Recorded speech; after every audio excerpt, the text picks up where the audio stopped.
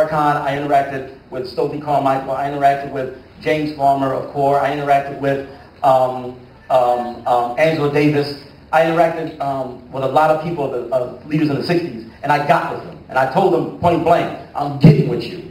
Because back in the day when we was children, you was the it, and so now I'm getting with you. So I remember Angela Davis and I, even to this day, we have a good relationship. And I told Angela one time, I asked Angela one time, I said, Angela, how do we do it? We got to work. We got to work. We got to go to school. We got to be active. How do we do it all? And I was waiting for something deep to come from Angela, because this was Angela deep. And I waited. And she said, you just do it. It's like a Nike commercial. You know what I'm saying? I said, wait a minute. She said, you just do it. But you know what? She was right. You just do it. And so we had to study. And many of us were working on 2 degrees. Why?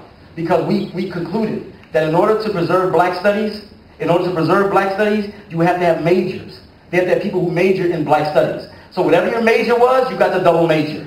You got the double major. If it's business and black studies. If it's communications, black studies. So you got to work, you got to be active, and you got to work on 2 degrees. And that's what we did.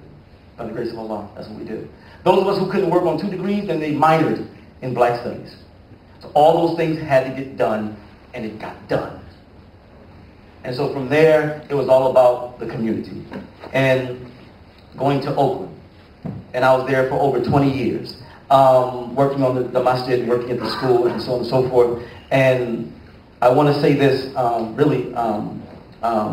in closing, inshallah, that Islam is just like, Islam is Islam.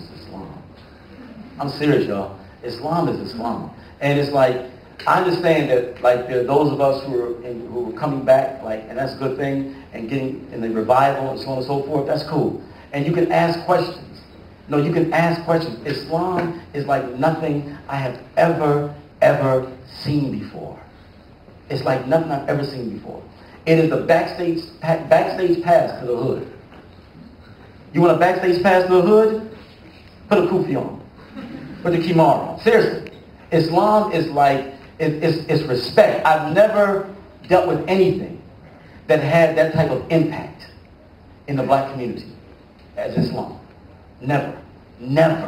Where people like, they change their behavior when you come into their presence. You know how powerful that is, what you got? Do you know how powerful that is, what you got?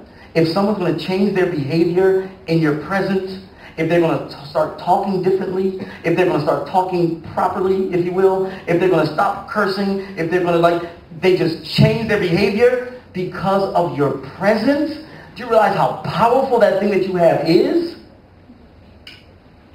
And so now, I believe that Islam, that this is the century of Islam. I believe that Islam will come out of America. I believe that this next 60s type period that will take place in America, that's brewing up right now as we speak, that Barack Obama cannot stop, that he cannot change it. This next social political upheaval that we are getting ready to see, at the core of that, in terms of the activism, is going to be Muslim activists. Is going to be Islam. Because what he has done is this. Once he spread so much corruption, guess what that did? That prepared the people for us.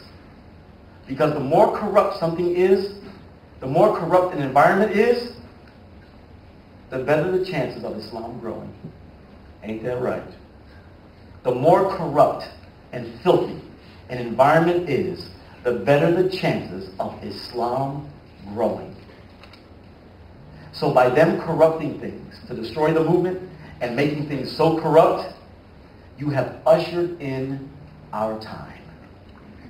Because when you deal with the people out there, you can't just deal with, you got to deal with the whole person. You got to deal with everything. You got to deal with their morals. You got to deal with their intellect. You got to deal with everything. That's how crazy things have become. That's how crazy things have become in terms of morals. Up is down and down is up. Right has become wrong and wrong has become right. They have gotten this environment ready for us. Because Islam addresses every aspect of their lives. Every aspect, Islam addresses it. And most of the people out there are spiritual. They're spiritual. And so we have a job to do. We're not finished. And what you're doing here is your training. But it doesn't stop here at all. It goes beyond this environment. Believe me, it goes beyond. And the same thing people said to me, or so they say to you, they said to me, well, I understand how you feel now, young man. But I'd like to see you in 10 years and see if you feel the same way. I said, all right. I'm going to make sure I'm still crazy in 10 years. You know that? Really, they told me that at 23. They told me that at 23. I would like to see you in 10 years, young man, at 33. And see if you feel the same way. I went looking for him.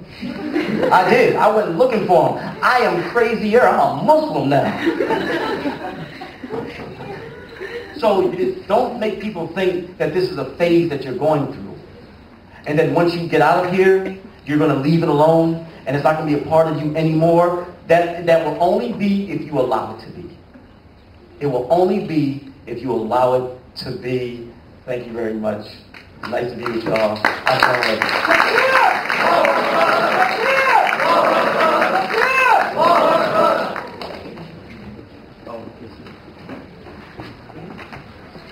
We will now have a short question and answer session. You can come up to either of the microphones if you have a question. Please keep the question pertinent to the topic and concise.